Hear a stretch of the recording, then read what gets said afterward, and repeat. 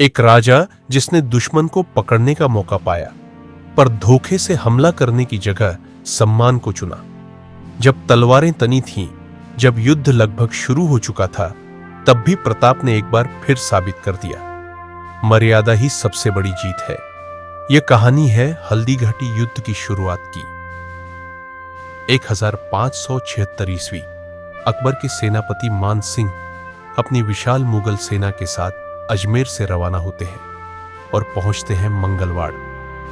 यह खबर जैसे ही महाराणा प्रताप तक कुंभलगढ़ में पहुंची, वो तुरंत अपने बहादुर सरदारों के साथ निकल पड़े गोगुंदा की ओर। वहां हुई एक गंभीर सैन्य रणनीति की बैठक। कुछ युवा योद्धा और खुद महाराणा प्रताप चाहते थे कि हम तुरंत मानसिंह की सेना पर हमला करें, लेकिन अनुभवी सरदारों ने उन्हें समझाया, हम पहाड़ों के योद्धा हैं, मैदान नहीं, पहाड़ों में युद्ध हमारी शक्ति है। प्रताप ने अनुभव को सम्मान दिया और पहाड़ों से ही युद्ध करने की योजना स्वीकार की। अब खेल शुरू हो चुका था। मानसिंह ने अपना शिविर मोलेला गांव में बनाया, बनास नदी के किनारे। प्रताप भी चुपचाप पहाड़ियों से होते हुए लोसिंग गांव की ओर बढ़े, जहां से युद्ध का संचालन हो रहा था। इसी दौरान एक सुनहरा अवसर सामने आया। खबर मिली कि मानसिंह कुछ सैनिकों के साथ शिकार पर गया है, उसे वहीं पकड़ा जा सकता था। लेकिन प्रताप ने धोखा देने से मना कर दिया, क्योंकि धोखे से मिली जीत सच्चे योद्धा को स्वीकार नहीं। अब दोनों सेनाएं तैयार थी। मानसिंह की सेना का गठन। सबसे आगे थे 80 प्रशिक्षित सैयद सैनिक, नेतृत्व कर रहे थे हाशिम बारा हरावल की अगली पंक्ति, जगन्नाथ कछवा और आसिफ खान दाएं ओर, सैयद बारह बाएं ओर, गाजी खां बदाख्शी और राव लूणकरण पीछे चंद्रवाल में, माधो सिंह कछवा और सबसे पीछे एक हाथी पर सवार मानसिंह महाराणा प्रताप की सेना का गठन।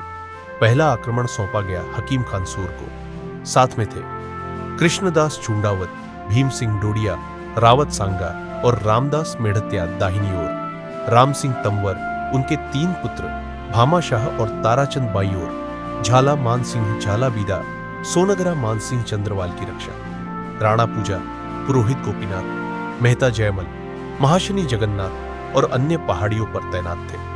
भील योद्धा, धनुष बाण और पत्थरों से लैस, और प्रताप स्वयं अपने वफादार घोड़े चेतक पर सवार होकर सेनाओं के केंद्र में खड़े थे, पूर्ण समर्पण और वीरता के प्रतीक बनकर। यह सिर्फ एक युद्ध की तैयारी नहीं थी, ये 2 सभ्यताओं के विचारों की टक्कर थी। एक साम्राज्य की लालसा बनाम एक मर्यादा की रक्षा।